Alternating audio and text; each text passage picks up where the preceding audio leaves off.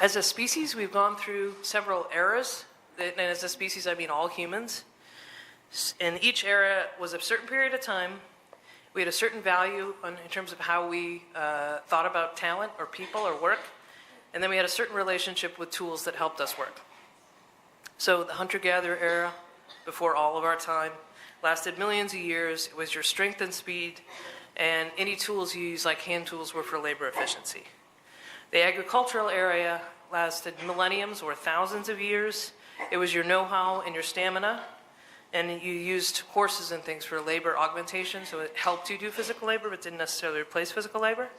The industrial era, which is what everybody thinks about when they talk about industrial revolutions, when we started making machines that did things for us, that lasted centuries. We made things better and faster, and it replaced a lot of the physical labor. So one person could make many cars, for example.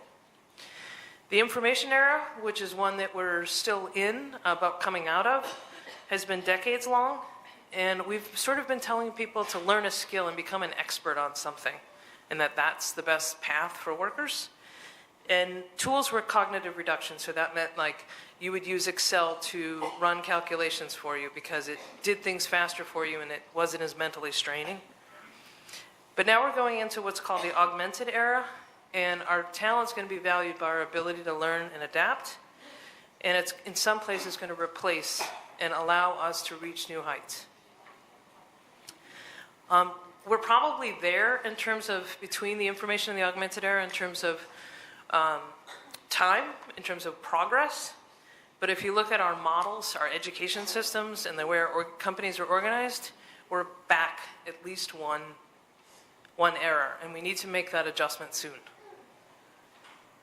So I like to think in simple pictures. So in the old model, it used to be problems would break down into little components, and if you learn to do something within your little area, you could become an expert, you could learn a skill.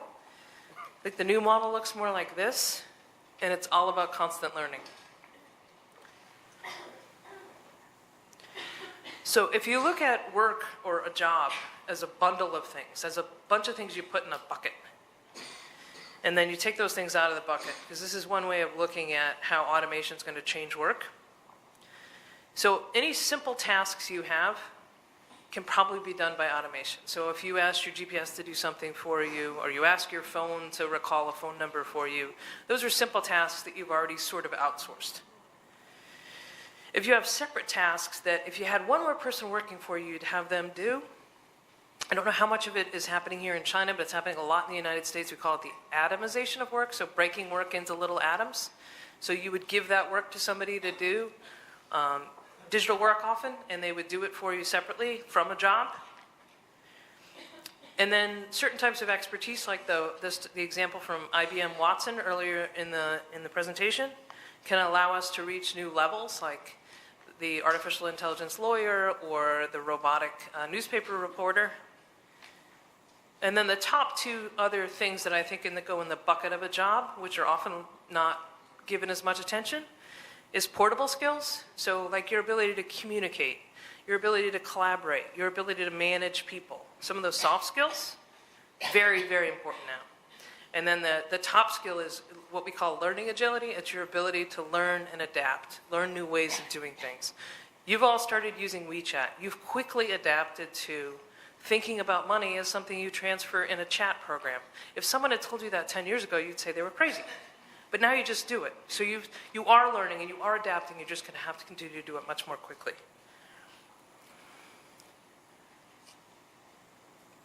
If we look at how value is created over time, this is sort of the classic S-curve. So you invest in fixing a problem and then you enjoy money from it. So you find a need that hasn't been fulfilled. This is like starting a business or starting a new thing within your company. You create a solution to that need, and then you scale up that solution. You figure out how to make that solution faster, how to make that solution more consistently, or how to sell that solution to more people.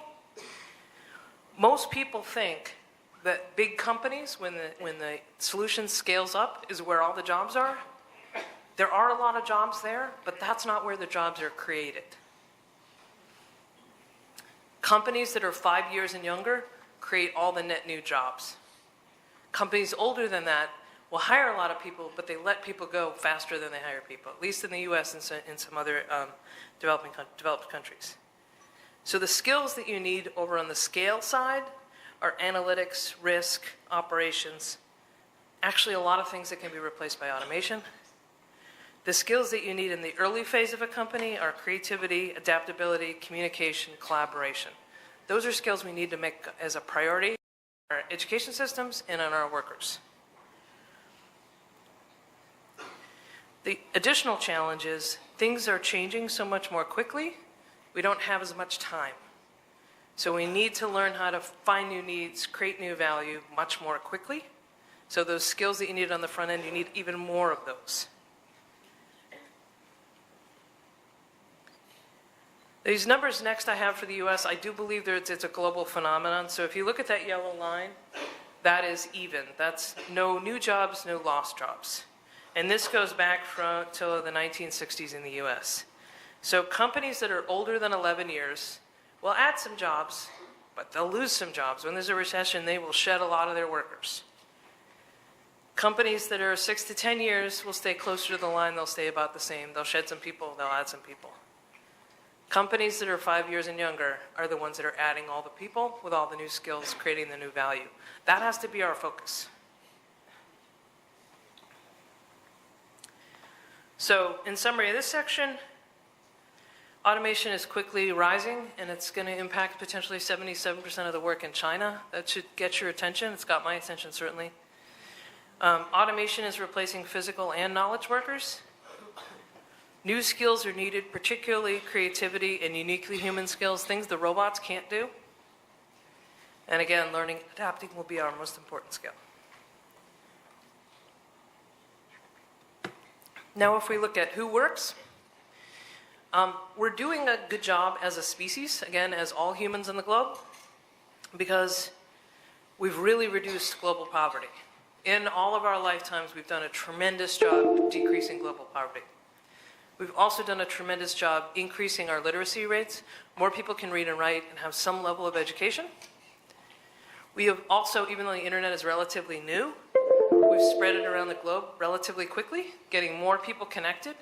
So we've done a really good job as a global society. And as a result, the companies that used to be, like the big companies would be in the US or in the UK, are now, we're finding that potentially up to 45% of them could be in other parts of the world because you have more people who are speak English, educated, connected to the internet. This is shifting the economic power centers in the world and shifting many of them to China. Looking specifically at China, you have a phenomenon that's similar to the US and similar to Japan in that your life expectancy has grown considerably. People are living longer, which is fantastic. Soon you guys will, well, not soon, but 2050 you guys will have a quarter of your population will be over 65. That means thinking differently not only about work, but what products and services do you sell if a quarter of your market is over a certain age? How do you design buildings? How do you market products? How do you market media? That's a huge shift. And like a lot of other countries, you've got better fertility rates in terms of mortality. You're not having as many babies die, but people are having fewer babies. So our replacement rate isn't there. So you're going to have a much older society, similar to the US. So in summary of this section, the world of work is now global with the economic power centers shifting. We have, particularly in China, more older people and fewer younger people, and more powerful companies in the developing world. Now in my last section, the preparation for work, if you look at life in 10-year increments and how it used to be, you were educated for the first 10 to 20 years, depending on your education level. Then you worked for 30 or 40 years. Then you retired. And usually you died a couple of years later. And the change rate was relatively flat. So you lived your life not that much different than your parents in terms of massive change you had to get used to. But if you look at the new way, life expectancy has almost doubled. The change rate is dramatic, the things you're going to have to get used to. Work is going to be longer, and learning is irrefutably going to have to be lifelong. Because even when you stop working, you'll still have to adapt to whatever the new WeChat is, or the new robot in your home, or whatever it may be.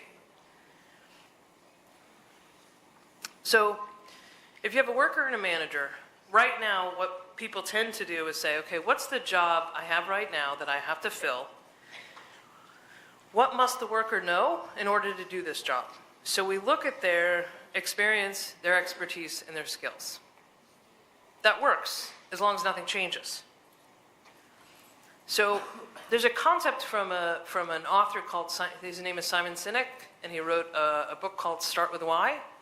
And he said that companies have to talk about not what they do, but why they do it. He said most companies talk about what they sell. And that's their product or their service.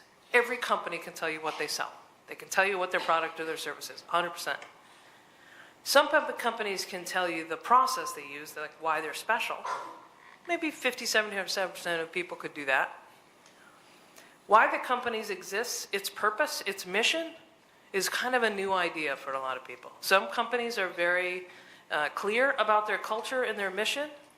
Not many companies are. I'm going to tell you why that's important. So what a company does, its product, like we make great products, 100% of people know what that is. How we do it in terms of our process, better, faster, cheaper is common. Maybe 75% of people know what that is. Why we do it, less than 10% of people can tell you that. And that's a problem. Because talking about what you do before you talk about why you do it is going to create a gap when the world changes as quickly as it's going to change. So let's talk about Apple. I see the phones up there, a lot of Apples out there. Not all, but a lot of Apples, right? Everybody knows Apple. Apple starts with why. It tells you what its purpose is. It had a very famous campaign called Think Different. It says, in everything we do, we challenge the status quo. Then they tell you, we challenge the status quo by making technology easy to use, which at the time that they did it was unusual. And then they make computers and electronics. So they were able to make 4 different product categories because you believed the why. The what and how is the neocortex. It's a part of your brain that manages things with reason. So you can understand what a company does versus what another company does, and you can make a rational decision about that that's not entirely emotional. Why a company does it is a central part of your brain that's older, and it connects with your heart, and that connection is deeper. So you may say, I buy an Apple computer because it's easy to use, but on another level you're saying, Apple really understands me, who I am, and they reflect